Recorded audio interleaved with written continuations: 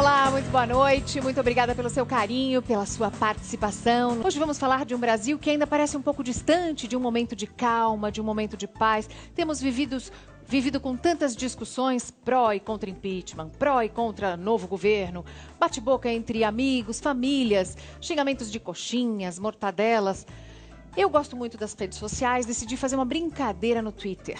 E perguntei no mês passado, se o plebiscito fosse hoje, o que você escolheria?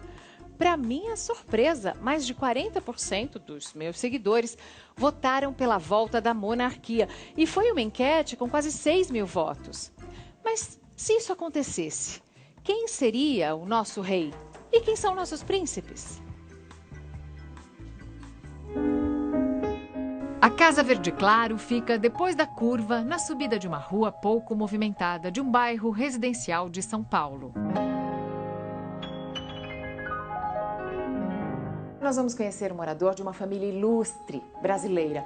O quadro na parede pode até dar uma ideia de quem seja, mas pouca gente sabe que no bairro do Pacaembu, bem pertinho do estádio, vivem dois príncipes, Dom Luís e Dom Bertrand, de Orleans e Bragança. Alteza, como vai? Bem, vai passando, Mariana. Muito obrigada por receber-me. Gosto de recebê-la aqui. E a gente vai fazer o que toda visita faz. Um cafezinho. Tomar um cafezinho e olhar a fotografia. A casa é decorada num estilo mais tradicional, com muitas figuras religiosas e as fotos de família que estão por toda parte. Essa menina, muito bonitinha, era a princesa Isabel. Sempre viajava acompanhando seu pai pelo Brasil, para conhecer o Brasil. Numa viagem em Minas, o povo todo aclamava o imperador e manifestava muito carinho pela princesinha. E a princesinha, naquela sua ingenuidade, perguntou: meu pai, um dia esse povo será meu? Dom Pedro II respondeu: não, minha filha. Um dia você pertencerá a esse povo. Você nasceu para servir ao povo brasileiro. Passamos pelo estandarte do Império, bordado em Belém do Pará, nos anos 50. É o brasão da monarquia.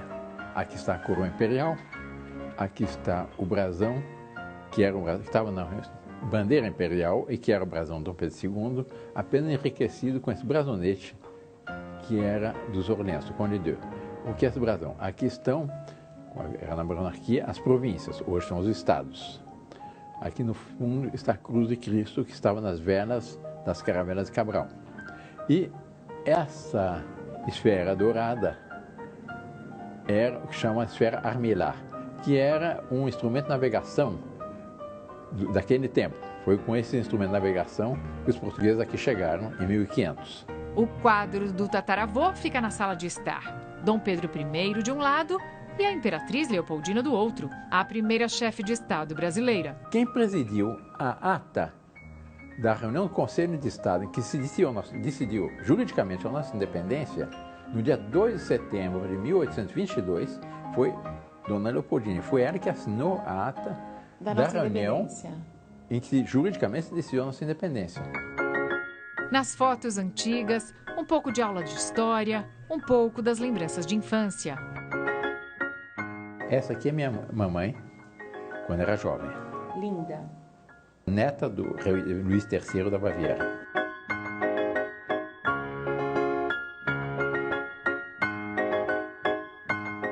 Essa é mais uma foto antiga da Princesa Isabel. Essa daqui foi tirada em Pelotas, no Rio Grande do Sul. Tem várias fotos que foram tiradas no Brasil, outras foram tiradas na Europa e muitas das famílias brasileiras têm também as mais antigas, álbuns de fotografia como esses. Aqui já algumas fotografias coloridas. Agora, uma coisa que só essa família tem é isso daqui. Fotografias que foram tiradas pelos irmãos Lumière em Paris. Nessas plaquinhas de vidro ficam os registros e para conseguir ver a foto, tem que colocar nessa maquininha. É muito legal. Uma raridade, como outras que encontramos por aqui. A belíssima bandeira do Império é toda bordada em veludo alemão.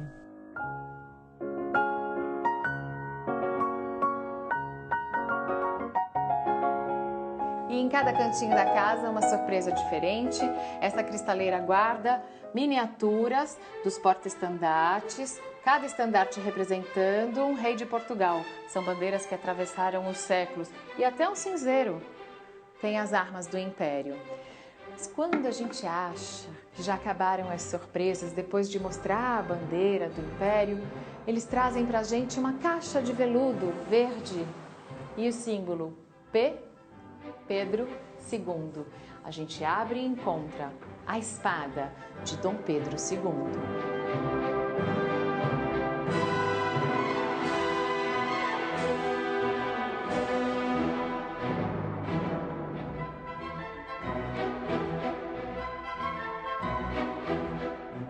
A espada do Conde d'Eu também é uma bonita peça de museu. Tudo isso foi trazido de volta ao Brasil quando, depois da Segunda Guerra Mundial, os descendentes da família imperial brasileira saíram da Europa. Foram para o Rio de Janeiro e depois para uma fazenda no interior do Paraná. Em São Paulo há muitos anos, Dom Bertrand vive nessa casa com Dom Luís, seu irmão mais velho e o herdeiro ao trono. Mas é Dom Bertrand o porta-voz do movimento da volta à monarquia. O rei deve estar disposto a sacrificar-se, a crucificar-se pelo seu povo. Ele tem que estar disposto a todos os sacrifícios, todos os sofrimentos pelo seu povo. Ele existe para servir ao seu povo.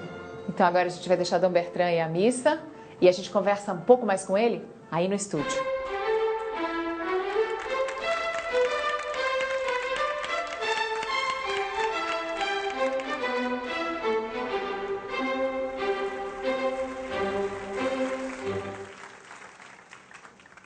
E é assim, Dom Bertrand, a gente olha as fotos de príncipes, princesas, reis e rainhas em livros de história. O senhor olha no álbum de família.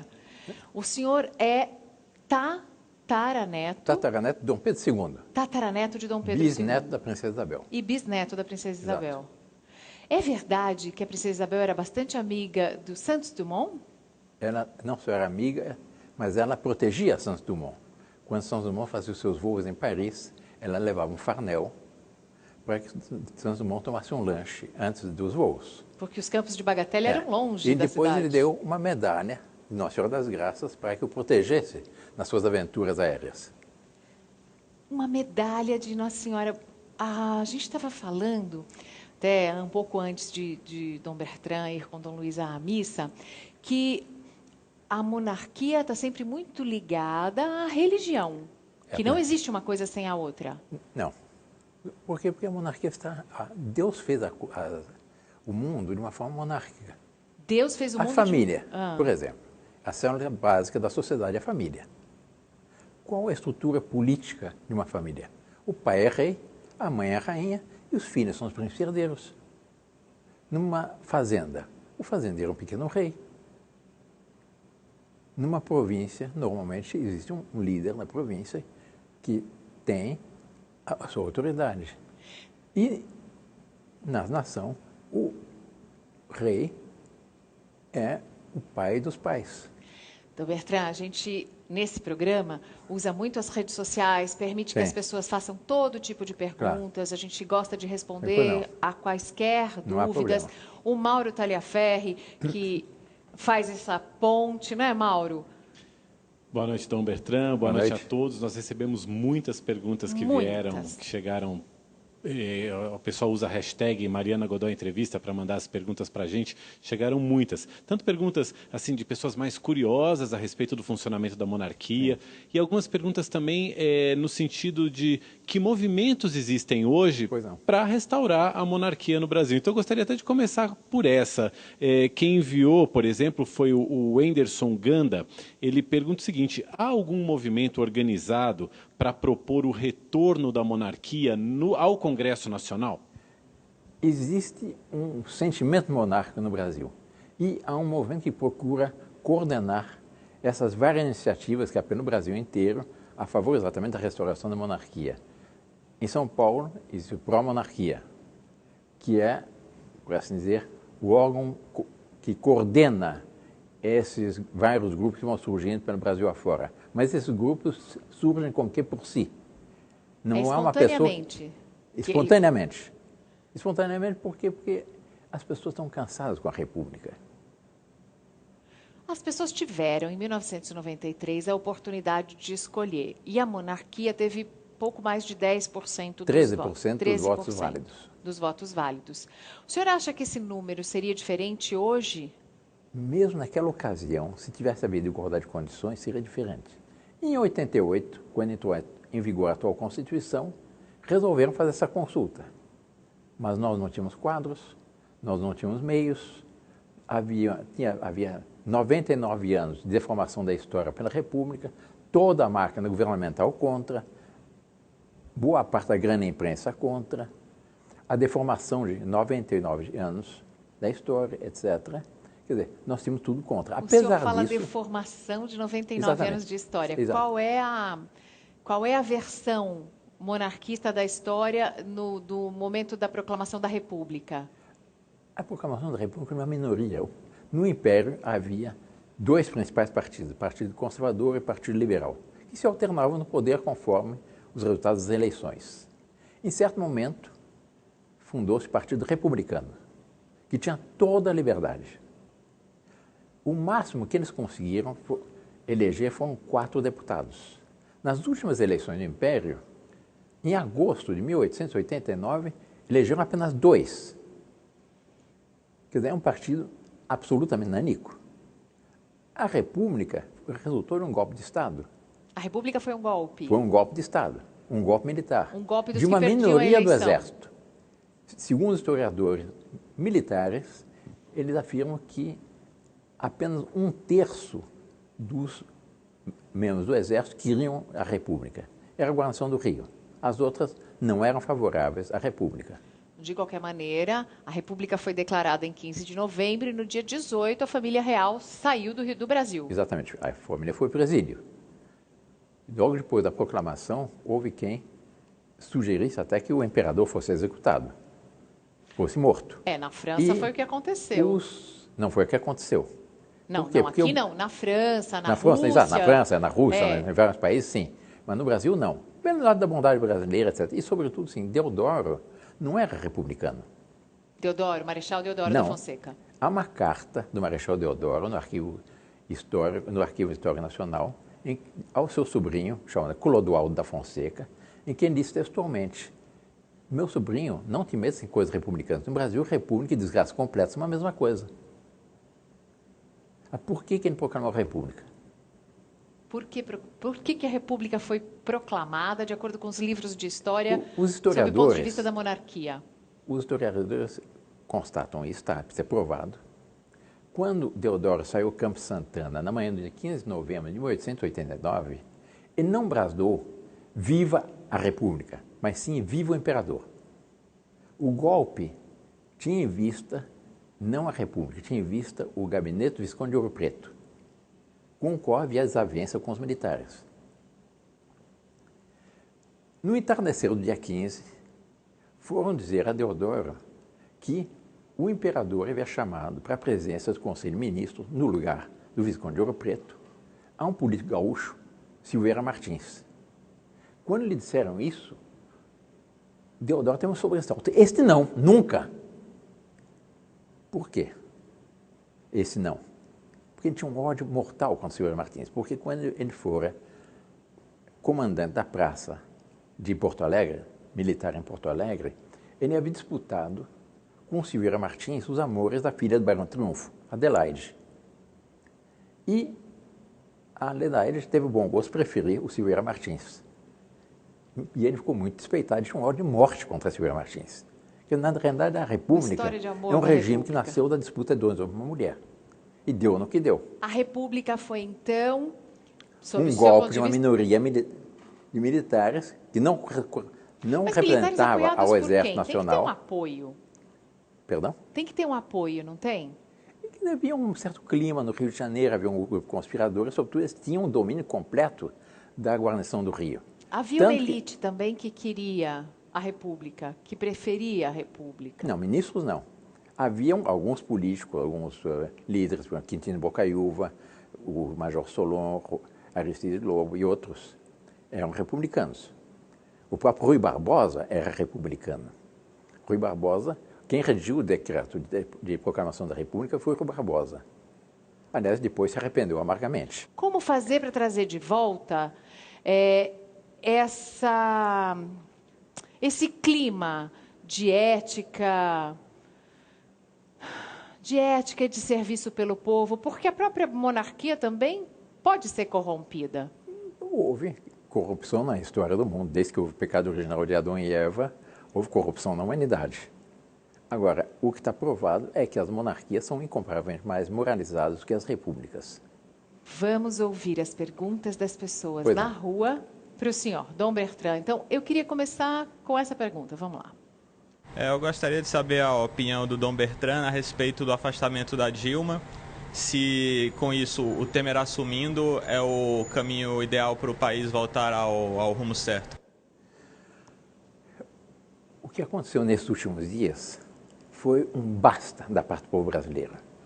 O povo brasileiro está cansado de um partido que, no início, quando tomou o governo pela primeira vez há 13 anos e meio atrás, o chefe da Casa Civil disse claramente: nós temos um programa de governo para 30 anos, para fazer o Brasil um país socialista. E o que explica toda a ação desse partido nesses últimos anos foi todo um programa de destruição do que resta no Brasil de cristandade, de família, etc., para fazer do Brasil um país efetivamente socialista. O próprio Lula reconheceu isso numa entrevista que ele deu ao jornal El País de Madrid, que o objetivo dele era fazer do Brasil um país socialista. E o que resume o sentimento do povo brasileiro, que saiu às ruas desde 2013 até hoje, é que nossa bandeira é verde e amarela e jamais será vermelha. Quer dizer, foi um repúdio a um governo que queria fazer do Brasil um país vermelho. Mas esse governo, ele foi eleito. De qualquer maneira, teve uma vontade do povo expressa pelas urnas. Vários governos foram eleitos pelas urnas. Por exemplo, Hitler, na Alemanha, ele teve mais de 80% dos votos. Não é por isso que o Hitler é uma boa pessoa. Vamos ver as perguntas que a gente recebeu pelas redes sociais. Se no Brasil, Mário Jefferson Melo diz, se no Brasil não aguentam ficar com uma presidente 4 anos, imagine monarquia para toda a vida, passando de pai para filho. Será que o Brasil tem esse espírito monárquico na veia? Muito mais que espírito republicano. Ninguém vai dizer que o Pelé foi presidente de futebol, é o rei de futebol. Nas feiras livres tem o rei da panela. A Xuxa é a rainha dos baixinhos, não é a presidenta dos baixinhos. E se você fosse abrir uma loja de roupas infantis, pudesse escolher entre 2 nomes, a princesinha ou a filhinha da primeira-dama, qual que escolheria? Tá bom. É um bom argumento. Ó. O Felipe Brito já está convencido. Ele diz, Vossa Alteza enxerga com bons olhos o governo Temer. Com a pergunta? É a última pergunta de baixo. Vossa Alteza enxerga com bons olhos o governo Temer? Eu participo dos sentimentos dos brasileiros a respeito dessa mudança. Os brasileiros estão aliviados porque os vermelhos foram postilados. Estão esperançosos e um pouco perplexos. Um pouco perplexos. O que é que está lhe causando perplexidade agora? Qual vai ser o futuro? Como é que eles vão conseguir implantar uma agenda que seja o contrário da agenda vermelha, da agenda socializante? Uma agenda que procure favorecer a livre iniciativa, a propriedade privada, uma agenda que procure criar um Estado pequeno, proporcional às necessidades efetivas do país e não um paquiderme estatal, como nós tivemos até agora, que custava caríssimo à nação. Algumas entre as primeiras medidas desse novo governo, a extinção de alguns ministérios, e junto com a extinção de alguns ministérios, o fim também da Controladoria Geral da União, a CGU, que Sim. era um órgão de fiscalização do governo. Sim, o que mas o senhor achou dessa medida? Eles vão criar um outro órgão, porque todo país tem que ter uma controladoria, com outro nome, etc. É muito cedo para poder prever e poder julgar o governo Temer com apenas alguns dias de governo. Ainda é cedo para julgar. Vamos confiar, vamos pedir a Divina Providência, pedir a Nossa Senhora Aparecida, Padroeira do Brasil, que inspire ao governo Temer que faça algo que corresponda às aspirações verdadeiras do povo brasileiro. O senhor acredita que seja possível, também entre as perguntas que chegaram, muita gente perguntando se o senhor acredita mesmo que seja possível que um dia se possa restaurar a monarquia no Brasil? Porque tem uma parte de pessoas que acredita veementemente nisso, tem outra parte que leva na brincadeira, porque acha leva na brincadeira porque fizeram muita chacota a respeito do assunto e muita deformação da história. Mas, por ocasião do plebiscito, em todos os debates, quer fosse num partido político, quer fosse numa universidade, numa ação comercial ou qualquer outro lugar, quando havia o debate em pé de igualdade, e se fazia um plebiscito simulado, uma simulação do plebiscito, vencia a monarquia. Era apenas uma questão de informação. Os brasileiros estão cansados com essa república. Ninguém mais acredita, eu não encontro, eu desafio a qualquer pessoa que me indique um brasileiro que de boca cheia, verdadeiramente convicto que a república deu certo. A república foi uma sequência de desastres. Não, mas o ser humano não deu certo, é um projeto que deu errado. Não é só no Brasil, é no mundo inteiro que as repúblicas não estão dando certo. E no mundo inteiro eles têm saudade da monarquia. Por exemplo, na França. Na França tem saudade da monarquia? Na França tem dois fatos interessantíssimos nessa matéria. Em primeiro lugar, fizeram uma pesquisa e a pergunta era, para a Inglaterra, na sua opinião, qual a melhor forma de governo? 95% de franceses responderam a monarquia.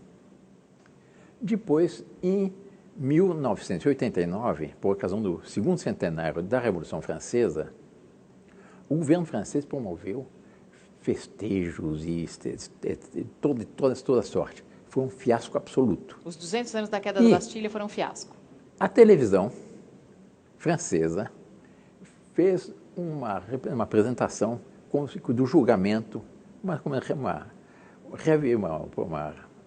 reprodução do julgamento de Luís XVI, o rei Luís XVI, e da rainha Maria Antonieta. E depois fez uma pesquisa exatamente igual à que foi feita, que você fez algum tempo atrás, sobre a monarquia aqui, alguns dias atrás. A grandíssima maioria dos franceses votou pela absolvição de Maria Antonieta e também do rei. Eles acharam que foi uma injustiça a morte do rei e a morte da rainha Maria Antonieta. Mauro, mais algumas perguntas? Só para esclarecer, Dom Bertrand, exatamente que sistema de governo o senhor defende? Seria uma monarquia parlamentarista? Eu defendo uma monarquia parlamentarista, como foi no tempo de Dom Pedro II, com as indispensáveis atualizações para os dias atuais. Qual seria a vantagem de uma monarquia parlamentarista para uma república parlamentarista? Eu, por exemplo, eu vivi um bom tempo em Portugal. Portugal tem presidente da República e tem primeiro-ministro. Claro. A Itália tem presidente da República e tem primeiro-ministro. A Grécia, são países que inclusive enfrentaram crises econômicas grandes agora nos últimos anos, passaram por agitações sociais fortes nos últimos anos, Portugal inclusive, e sobreviveram. Todos os governos caíram, foram substituídos, todos os parlamentos foram substituídos, mas dentro de uma ordem institucional. Que vantagem tem a monarquia parlamentarista sobre a república parlamentarista? Em primeiro lugar, é preciso distinguir questões de Estado e questões de governo. Questões de Estado são questões que interessam o conjunto da nação, que têm ligação com os rumos gerais da nação, mas para as futuras gerações, e que não podem estar sujeitas às mudanças sucessivas dos governos. Por exemplo, a justiça, a segurança interna, a segurança externa, a diplomacia, não pode estar mudando continuamente conforme o partido de turno. São questões a longo prazo. O senhor falou de diplomacia. Recentemente, o novo chanceler, José Serra, o ministro José Serra, concedeu passaportes diplomáticos para alguns representantes das igrejas evangélicas. Sim. Como é que o senhor seria monarca hoje, no século XXI, num Brasil que está cada vez mais adotando outra religião que não a católica? Eu sou católico, graças a Deus. Eu acho que a religião católica é a única, é a minha opinião, minha convicção absoluta, que a religião católica é verdadeira. Mas no Império não havia perseguição religiosa, nunca houve, e não há ninguém pensa em haver uma perseguição religiosa. A nossa opinião é que era preciso favorecer a religião católica, convencer as pessoas que é a melhor das religiões, aliás, como sempre foi na nossa história.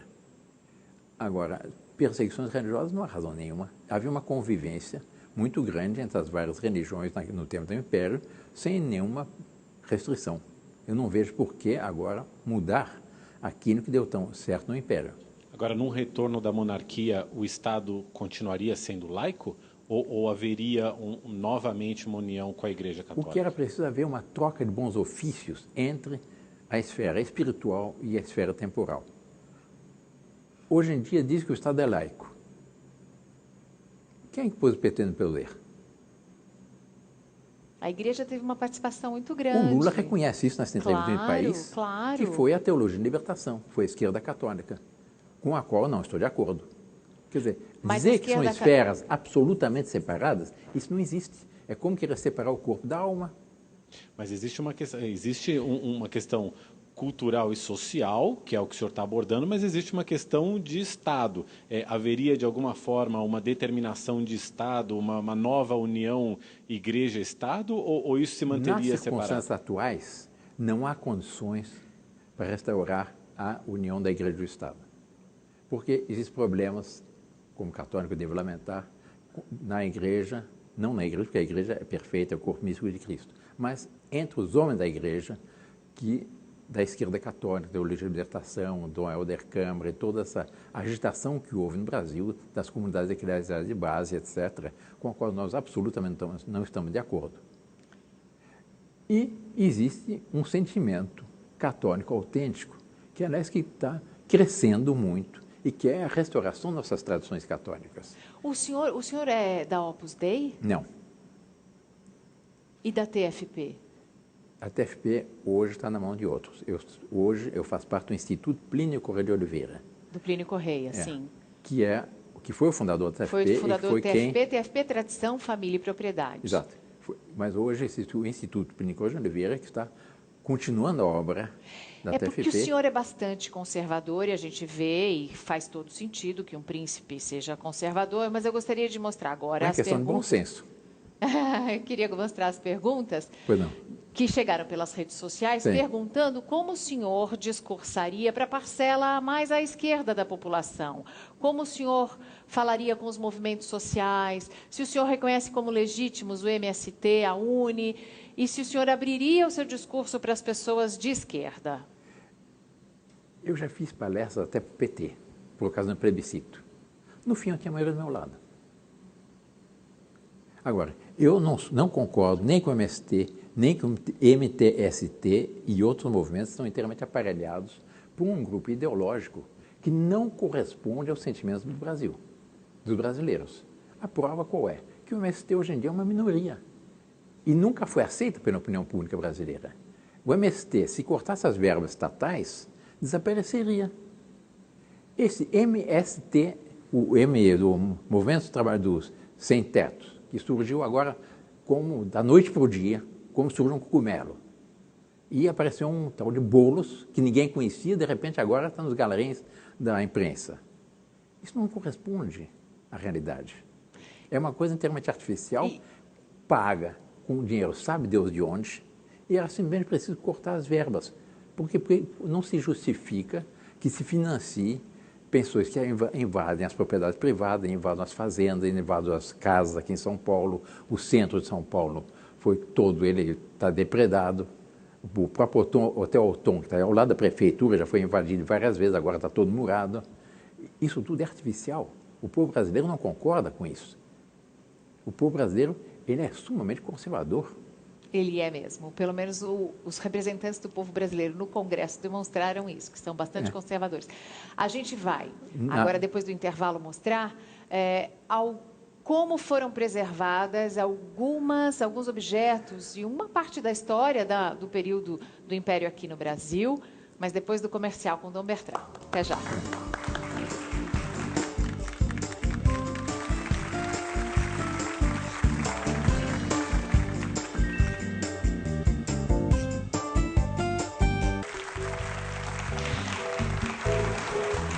muito obrigada pelo carinho da sua audiência, pela sua participação. Eu estou com Sua Alteza Imperial e Real Dom Bertrand.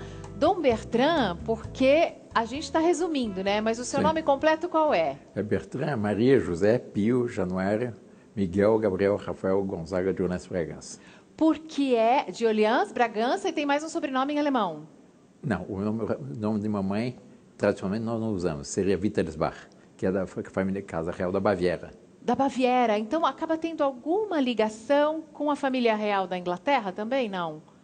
Mais remota, sim. Mais remota, sim. Porque são Saxo-Coburgo e eu tenho uma tataravó que era Saxo-Coburgo também.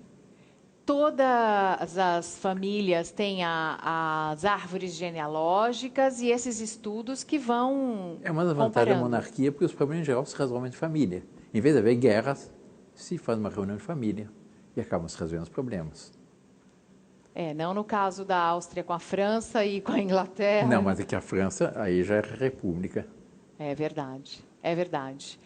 Como é que o senhor assistiu? O senhor não... Olha, gente, eu visitei a casa onde vive Dom Bertrand com Dom Luís, não tem televisão na casa deles. O senhor não assiste nunca a televisão? Quer dizer, eu já vi televisão, já participei de muitos programas de televisão. Televisão é coisa de plebeus como eu e você.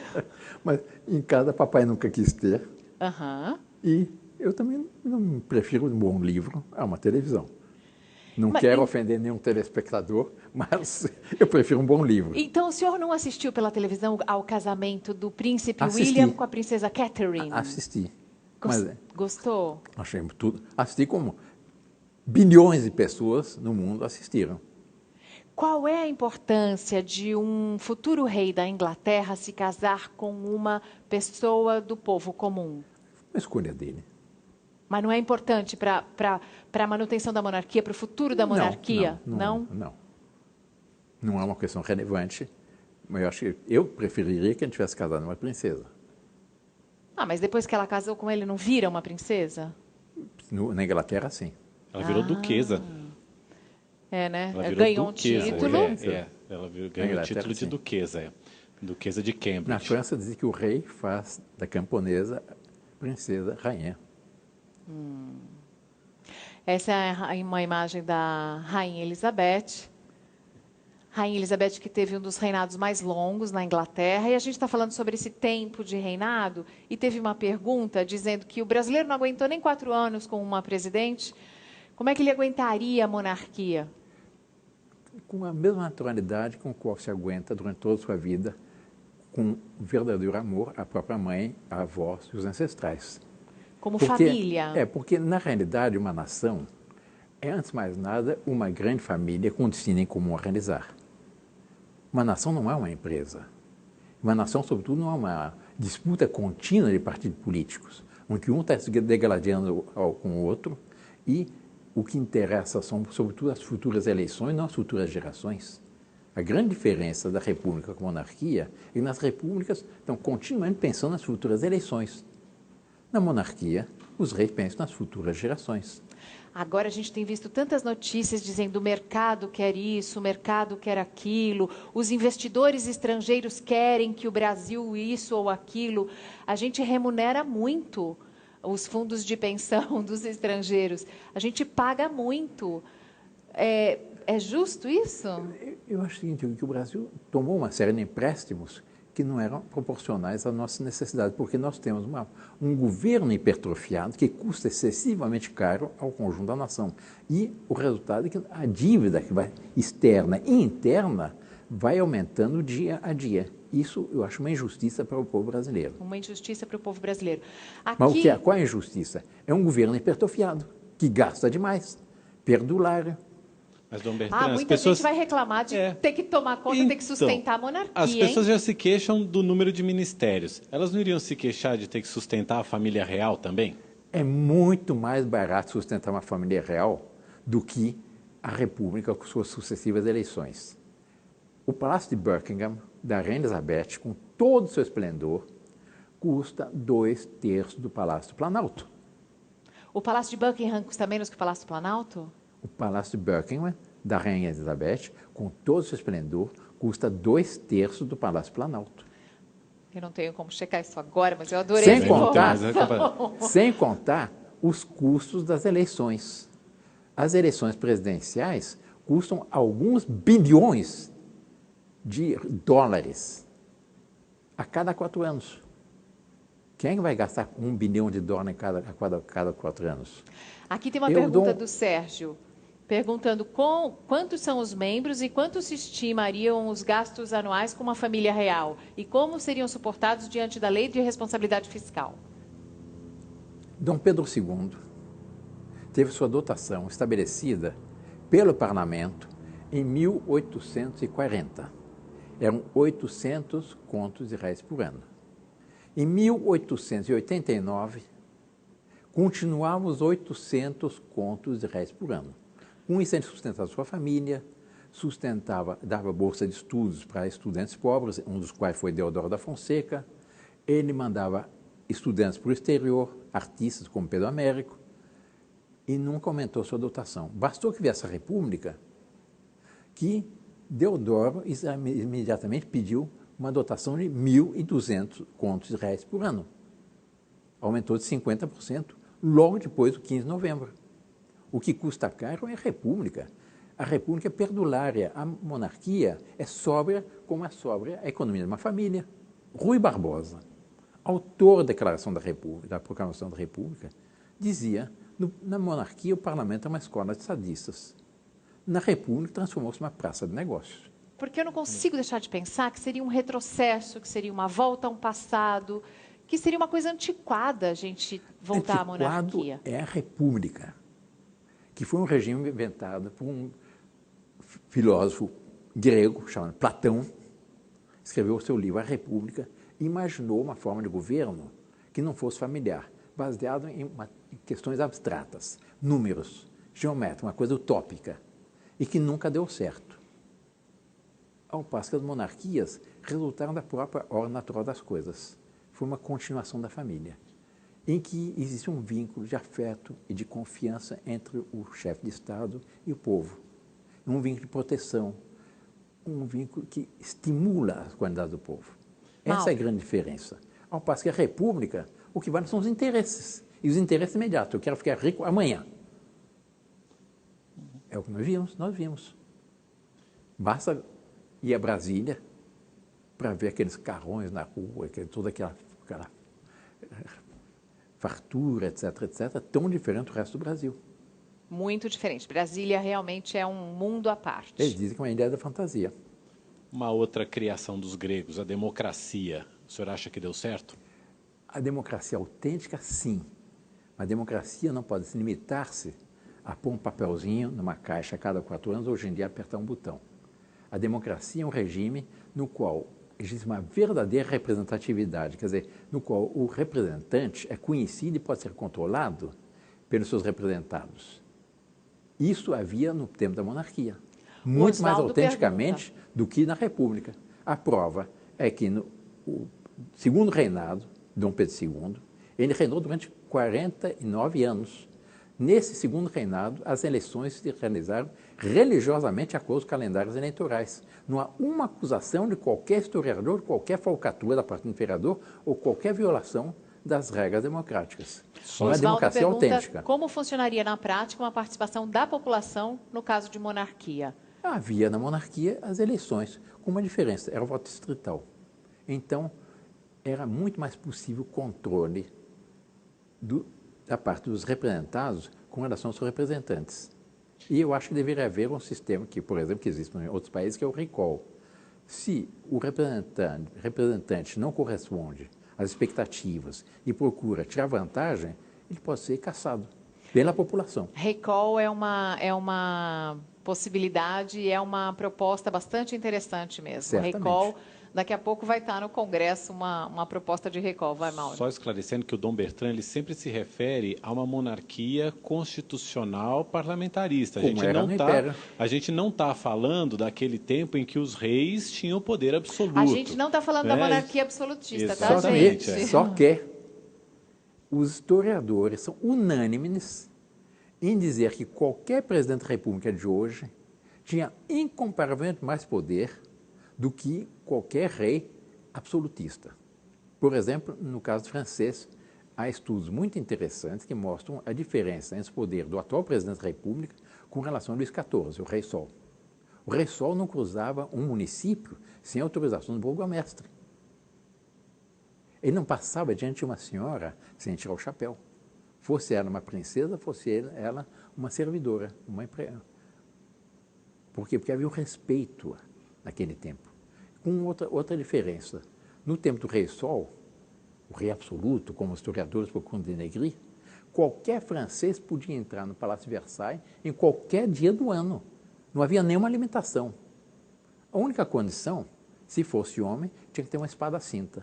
Então havia, perto dos portões do palácio, umas boutiques de um soldado, de uns veteranos de guerra, que alugavam suas espadas para algum camponês que fosse visitar o Palácio de Versailles. Tente entrar hoje no Palácio Presidencial com um canivetinho no bolso. Não entra, não. Por que tinha que ter uma espada na cinta? Porque é uma questão de respeito. É como se fosse um chapéu, tirar o chapéu, que tem uma gravata. Calça comprida. Exato. Que a gente mostrou a espada de Dom Pedro II e a espada do Conde d'Eu, com cabo de madrepérola, o punhal todo trabalhado. Mas eram espadas de verdade. Elas eram usadas em cerimônias, mas eram espadas de verdade. Tem fio na lâmina, né? Ela corta. Deixa eu fazer uma pergunta para o senhor, porque o senhor falou muito numa comparação da monarquia com uma família, e o senhor é católico. Eu queria saber exatamente o que o senhor acha sobre a aproximação que o Papa Francisco tem feito da Igreja Católica com as pessoas divorciadas e com os homossexuais. Eu, como católico, fico perplexo, porque a orientação da doutrina católica, o catecismo da doutrina católica, é muito clara nessas questões. Muito claro nas questões da indissolubilidade do casamento. Exatamente, da preservação da família como Deus a fundou. Está no primeiro livro da Sagrada Escritura, no Gênesis. Deus fez homem e mulher, e disse, e crescei e multiplicai-vos e enchei a terra toda.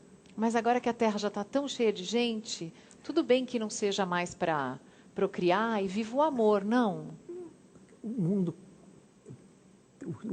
a população do mundo não é nada com relação ao potencial da terra.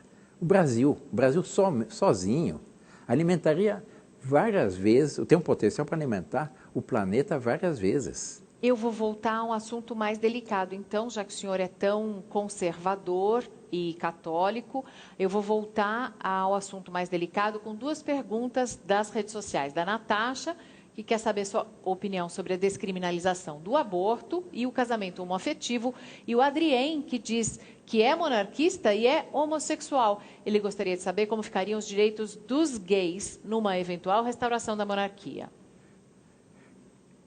Não é perseguição essa matéria, mas eu, pessoalmente, sou a favor da manutenção da tradição nessa matéria. Manutenção da tradição, da tradição. Haveria uma perseguição? Não houve perseguição, não há razão nenhuma para estabelecer perseguições a esse respeito. Apenas se cumpre a lei de Deus. Está na Sagrada Escritura. Mauro. Ou seja, a lei não poderia admitir o casamento entre pessoas do mesmo sexo, por exemplo? A lei de Deus não admite. O senhor deve ter, então, bastante apoio entre alguns políticos mais conservadores. A maioria dos brasileiros não admite. Foi feita uma pesquisa algum tempo atrás. Se fala, você é contra o casamento entre os homossexuais, a pessoa fica meio animida. Mas fizeram uma outra pergunta mais inteligente. Você gostaria de ter um filho homossexual? 98% dos brasileiros disseram que não. Fala-se tanto em democracia, por que não se respeita a democracia nessa matéria? Porque às vezes a democracia implica em também se respeitar os direitos das minorias. Ninguém está falando em perseguir as minorias. Mas por que tem essas minorias agora que tem que se impor à maioria? Não é se impor, é só ter o mesmo direito. É só ter o mesmo direito, exato. Ninguém está perseguindo as minorias, ninguém está falando em perseguição. Apenas estou dizendo que eu não vejo razão para que haja uma lei que favoreça certas minorias que é contra o que a imensa maioria do povo brasileiro quer. Deixa eu fazer uma pergunta aqui do Twitter. Tem uma pergunta que é curiosa. As pessoas elas ficam muito curiosas a respeito de monarquia, porque é um tema que o brasileiro não está tão habituado a discutir no dia a dia. Por exemplo, o Ricardo Passos, ele pergunta onde seria a capital do Brasil se a monarquia fosse restabelecida. Eu não vejo nenhuma razão para essa altura dos acontecimentos mudar outra vez a capital. Sobretudo na crise econômica que nós vivemos, para que pensar em toda a despesa que seria uma mudança de capital? E aí, que palácio seria usado em Brasília? Para que construir outro? A Alvorada e o Planalto. Por que construir outro? Tá, muito bem, eu acho esses meio modernos para o seu estilo, hein, Dom Bertrand? Eu gosto mais das coisas tradicionais. Se eu fosse o arquiteto de Brasília, teria feito uma coisa diferente. Ô Mariana, e a gente tem palácios lindos no Rio de Janeiro, por exemplo. A gente tem palácios maravilhosos. Tem palácios do tempo da monarquia que são lindos. A gente vai ver logo depois do intervalo o Palácio de São Cristóvão, tem algumas imagens também do Palácio de Verão, em Petrópolis. Depois do comercial a gente volta. É um pouco mais bonito que o Palácio Planalto ou o Palácio Alvorada.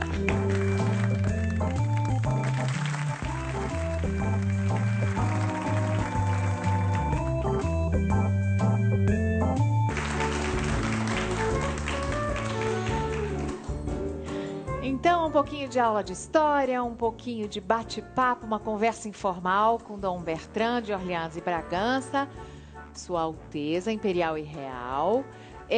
Depois da proclamação da República, em 1889, a família imperial foi para a Europa, foi para o exílio. O senhor nasceu, por exemplo, onde? Eu nasci no sul da França, ainda em consequência França, do exílio. 12 irmãos no total. Aqui no Brasil viveram numa fazenda no interior do Paraná. No norte do Paraná.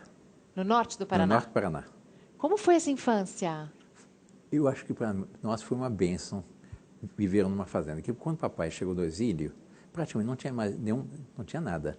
Um português rico do Rio de Janeiro deu uma casa no centro, ele vendeu e comprou uma fazenda no norte do Paraná, 63 alqueires, no qual nós fomos educados. E para nós foi sumamente benéfico, porque a vida de fazenda, o contato com os empregados, com os colonos e aquele ambiente familiar, com o conjunto da fazenda, foi muito... é a escola da vida. E ao voltar para o Brasil, o senhor foi levado, visitou, foi conhecer os antigos palácios que viraram museu? Fomos conhecer o Palácio Petrópolis, no Rio de Janeiro, o Museu Nacional, o Palácio São Cristóvão, o Palácio da Cidade, que depois foi o Correio, hoje em dia voltou a chamar Palácio da Cidade, etc. Então a gente vai mostrar agora. Nós temos todas as relíquias do antigo Império. Então a gente vai mostrar agora um pouquinho do que sobrou da monarquia no Brasil. Para quem não conhece, vamos começar com o Palácio de São Cristóvão, no Rio de Janeiro.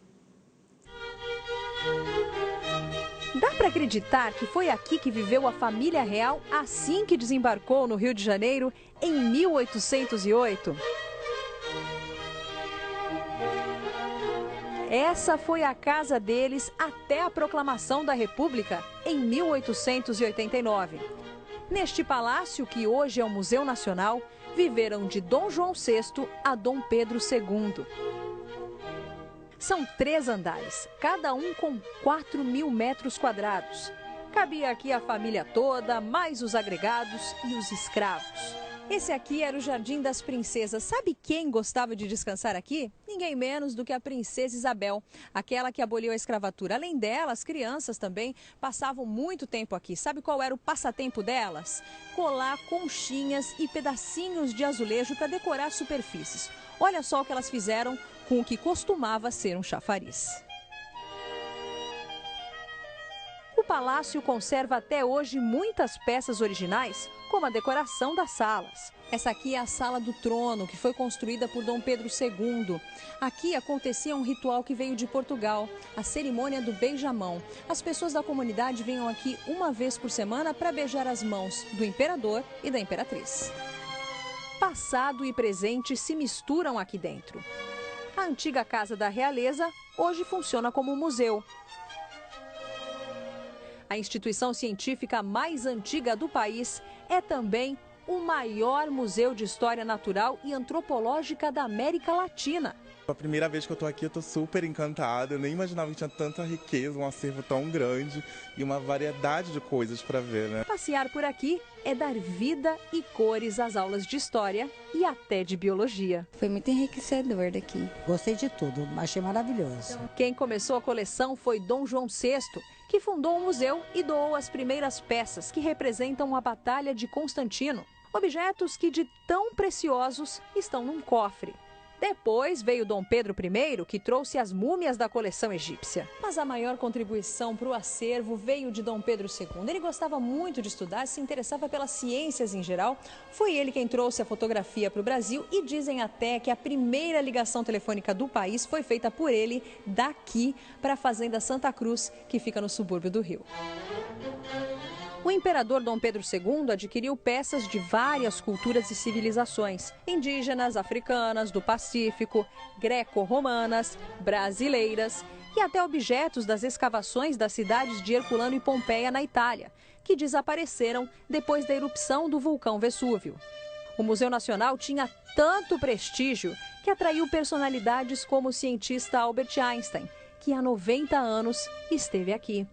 Mas apesar de toda a importância, os dias de glória do museu ficaram para trás. A mais antiga instituição científica do país, que é ligada à Universidade Federal do Rio de Janeiro, funciona em condições precárias. O palácio tem infiltrações na parede, fios estão à mostra e o jardim onde a princesa Isabel passeava precisa de manutenção.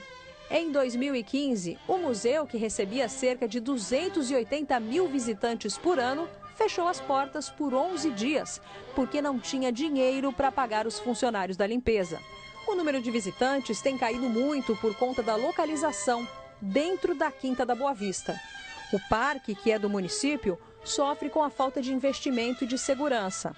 A polícia faz rondas, mas quem cuida da segurança é a Guarda Municipal. Se não tem um museu, se não tem a preservação da história, assim, a gente não sabe nem quem somos, né? Quem fomos. No Museu Nacional da Quinta da Boa Vista, o abandono do presente contrasta com a imponência do passado.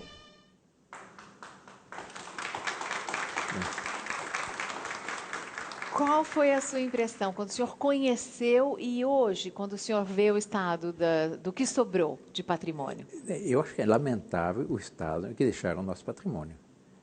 Gasta-se bilhões em coisas inúteis e não se conservam os patrimônios históricos. E a história é absolutamente fundamental para um povo. Quem não sabe de onde vem, não sabe para onde vai. Agora, além desse Palácio São Cristóvão, no Rio de Janeiro, tem também em Petrópolis um outro palácio que virou museu, que é a Casa de Verão. Está muito bem conservado. Muito bem conservado. Olha, essas são algumas fotos, a gente tem algumas fotos. Inclusive, para entrar, o visitante coloca uma proteção nos pés, para que a sola do sapato não arranhe o chão. A família, quando saiu do Brasil, 3 dias depois da proclamação da República, não pôde levar muita coisa. Muito pouca coisa. Muito pouca coisa. O Dom Pedro II saiu literalmente com a roupa do corpo. Alguns dias depois chegaram a Portugal, faleceu a imperatriz Dona Teresa Cristina, e não tinha sequer dinheiro para pagar as exéquias da esposa. Não tinha dinheiro para fazer o funeral. Ele foi 49 anos chefe de Estado de direito e de fato. Saiu com a roupa do corpo, um pouco diferente do que nós assistimos hoje em dia. Deixa eu retomar um tema que a gente ficou de explicar um pouquinho melhor. Sim. Lá no começo e que eu vou pedir para o Dom funciona a monarquia parlamentarista. Dom Bertrand. Qual que seria a vantagem da monarquia parlamentarista sobre uma república parlamentarista? A condição essencial para que haja um parlamentarismo é que haja um chefe de Estado suprapartidário. O que tem acontecido com frequência nas repúblicas é que há o presidente da república de um partido e o primeiro-ministro de um partido contrário. E o que se assiste aí? Uma verdadeira batalha entre o primeiro-ministro e o presidente da República. Um quer derrubar o outro, para que seu partido vença as próximas eleições. Quem é que sofre? Qual é o campo de batalha sobre o qual se dá essa disputa? É o povo. Quem sofre é o povo. No caso de uma monarquia, ficaria tudo decidido. Não é monarquia. Veja o que aconteceu na Espanha agora. Na Espanha, houve eleições alguns meses atrás. O rei dissolveu o parlamento agora, houve recentemente. eleições, nenhum partido conseguiu formar governo. o rei dissolve o parlamento e consulta o povo. Faz novas assim eleições. foi durante o Império todo, em que Dom Pedro II manteve um equilíbrio perfeito entre os dois partidos, respeitando os resultados das eleições. Mas isso aconteceu também recentemente em Portugal, na Grécia, que sim, mas em Portugal aconteceu, mas em Portugal recentemente havia o presidente da República de um partido e o primeiro-ministro de um partido contrário. Exato. E uma disputa contínua entre os dois. Bom, Isso paralisa o Estado. A Espanha, por exemplo, se não fosse o rei dissolver o parlamento, estaria fadada a um impasse político. Como a gente já teve esse plebiscito em 93, qual é, na prática, a maneira como os monarquistas pretendem conseguir trazer de volta esse sistema ao país? Fazer um novo plebiscito, apresentar um projeto de lei, convencer deputados e senadores a... Qual é o passo prático? Constitucionalmente, se nós conseguirmos um abaixo-assinado com 1% do eleitorado, se pode pedir um outro plebiscito. O que nós estamos fazendo no momento é o que nós não tivemos tempo de fazer antes, que é formar quadros, formar uma elite monárquica, formar futuros dirigentes, pessoas conscientes da importância da monarquia, que procuram atuar sobre o conjunto da opinião pública para mostrar aos brasileiros a superioridade da República, da monarquia. Esses quadros são técnicos? Como? São técnicos, são de pessoas? Não, são pessoas que estudam e conhecem as questões políticas, conhecem a realidade brasileira e conhecem a razão de ser da superioridade da monarquia. Se elas fossem técnicas, eu ia pedir para o senhor oferecer uma partezinha para o Temer escolher. Precisa ver se o rei vai ter apoio do PMDB, porque aqui no Brasil ninguém governa sem reinar apoio do PMDB. Como é que o senhor vai reinar sem o apoio do PMDB? Mas não há... Quer dizer, eu acho que no Brasil, no momento, há um número excessivo de partidos que não corresponde ao que os brasileiros gostariam. Os brasileiros gostariam de ter partidos que tivessem um programa claro, que tivessem uma posição no qual ele sinta que os problemas da nação podem ser resolvidos. Por que os monarquistas, então, não fundam o Partido Monárquico e disputam eleições e seriam, se tem essa preferência, colocados por eleições naquele lugar? A monarquia tem que ser necessariamente suprapartidária. Não pode ter um partido. Era preciso que a monarquia viesse ao encontro das aspirações do conjunto da nação. E foi o que nós vimos por ocasião do plebiscito. Em toda parte em que nós apresentamos a proposta monárquica, a maioria concordava. Em várias classes sociais. Eu me recordo um debate muito interessante no Rio Grande do Norte, na Universidade Federal do Rio Grande do Norte. Eu estava de um lado, do outro lado estava um deputado que era muito de esquerda. Em certo momento, o deputado começou a dizer, não, monarquia é uma questão de elite, o povo não concorda. Do fundo da sala, levanta uma senhora, pobre, com todo o jeito favelada. Deputado, eu quero dizer o que eu penso. Eles vão agora vencer a partida. O príncipe está arrasado. Ela fez uma proclamação de fé monárquica extraordinária. Existe uma corrente jurídica que diz que a forma de governo atualmente é cláusula pétrea da Constituição. Não poderia ser mudada, só se mudar a Constituição inteira. Teria que colocar uma nova Constituição. Era. É isso que eu queria esclarecer. Não é mais. Ah, não é mais? Não. Em todas as constituições republicanas introduziram essa chamada cláusula pétrea. Por ocasião da última Constituinte, meu irmão, Dom Luiz, mandou uma carta a todos os constituintes, mostrando a incoerência que havia no momento de abertura política, que dava liberdade para todos, para os comunistas, para os socialistas, para todos os partidos, e mantinha os monarquistas fora da lei.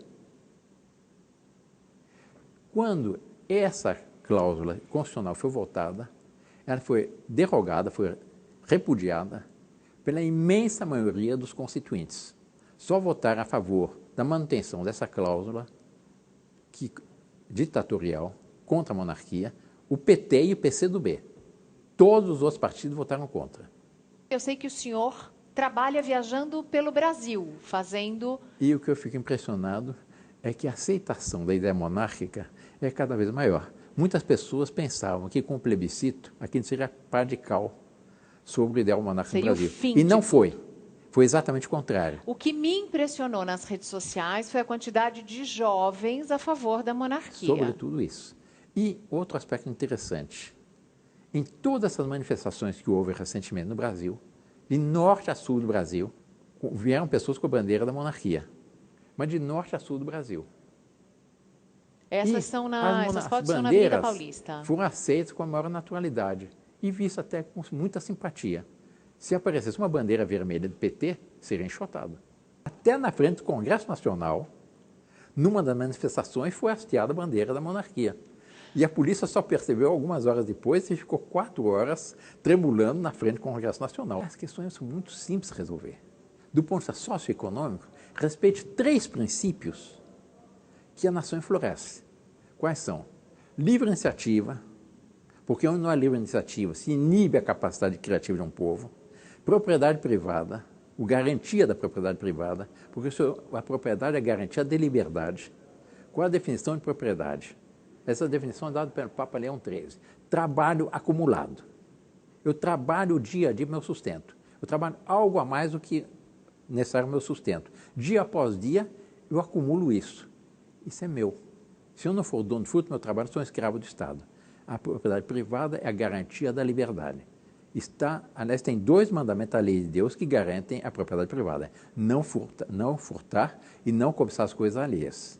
E o terceiro princípio é um princípio de subsidiariedade, que é um princípio que estabelece o Estado mínimo. Quer dizer, o Estado só deve fazer o que o conjunto da nação não for capaz de fazer por si. E o que só o Estado é capaz de fazer? Justiça, segurança externa, segurança interna, a diplomacia. O resto, deixa a livre iniciativa fazer. Educação também? Educação, o Estado deve garantir a todos a necessária educação. Saúde. Mas também deixa a livre iniciativa. Saúde é a mesma coisa. A saúde é a mesma coisa. Eu lhe dou um dado. Os custos da saúde pública, em comparação com os custos da saúde privada. Um leito no hospital do Estado é muito mais caro, custa muito mais que um leito no hospital privado.